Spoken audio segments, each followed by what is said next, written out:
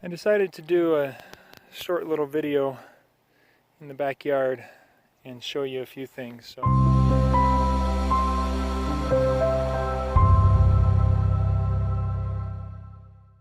we'll go ahead and start right over here. This is Mojave Mound cactus, or red claret cup. Got a few of those. Here we have our prickly pear cactus. Both of those have a pulp that can be eaten that and can also be used to help with medicinal poultices for injuries. And then after they flower, you'll have little fruits on them, the pear, that you can eat. Right down here we have some white top that I pulled out yesterday. This is a mustard, and the leaves are actually edible, but it's a nasty invasive plant that likes to take over, and so most people like to pull it out. But if you like mustard, those leaves are actually quite tasty, a little bit spicy.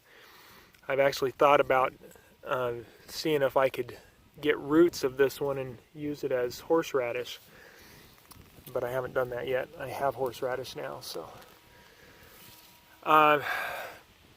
right back here we have poor man's pepper, or clasping pepperweed. All of those little seed pods, which you can see right here on an old dead one. Those little seed pods have seeds in them that can be used as a mild black pepper substitute. This is either common mallow, I think it is mallow, or yeah, there's mallow, or I guess I should say the other way around. The Hollyhocks are in the mallow family. They're in the same family as mallow. This right here is a hollyhock seedling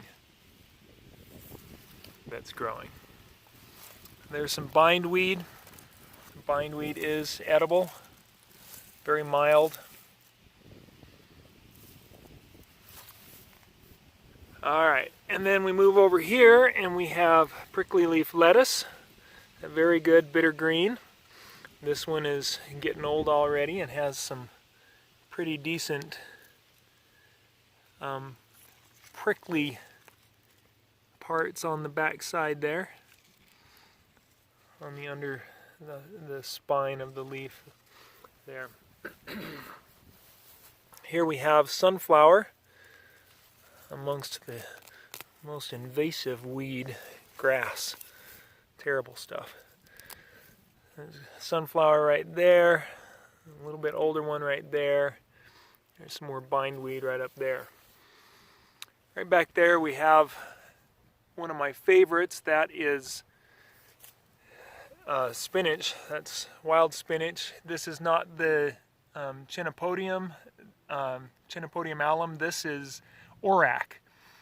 Orac is my favorite. I pull out the Chenopodium alum and I keep the Orac. And there's a sunflower growing next to it.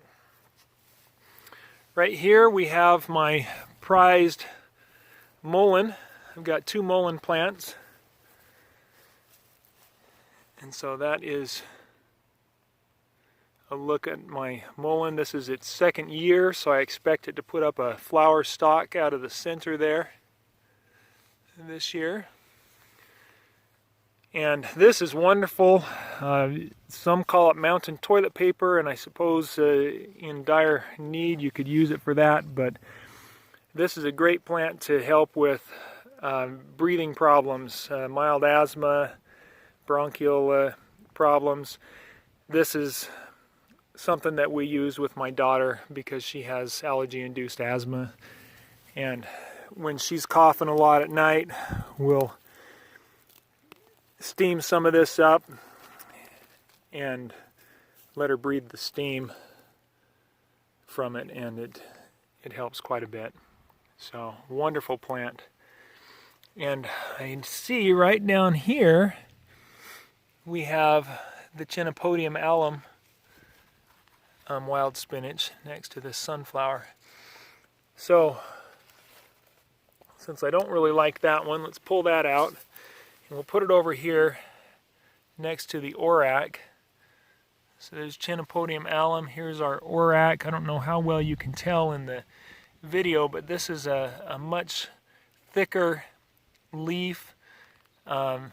These are thinner, not quite as much to them. These are really tasty leaves. I really enjoy that wild spinach.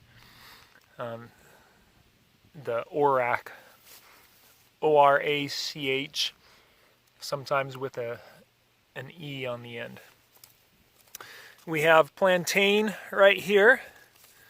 This is Plantago major, broadleaf plantain, and that's one that is a great healing plant that I love.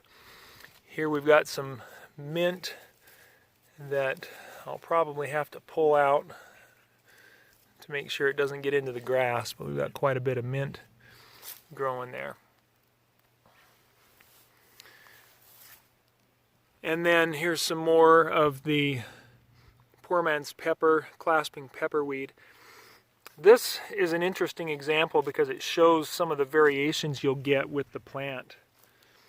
So if you look at the leaf structure here, we've got these heart-shaped leaves that clasp around the plant and the stems. So that's where it gets its name, clasping pepperweed. But down here we have more of a very variegated, a toothier, stringy kind of leaf at the base of the plant that resembles in a lot of ways, and that's what it looks like when it starts, but kind of resembles chamomile. So, and then we've got a plantain right down in here.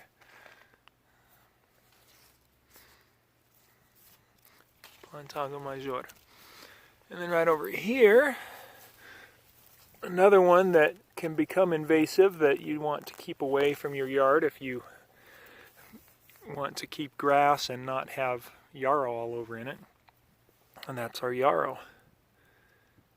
And the yarrow is an excellent coagulant to help stop bleeding.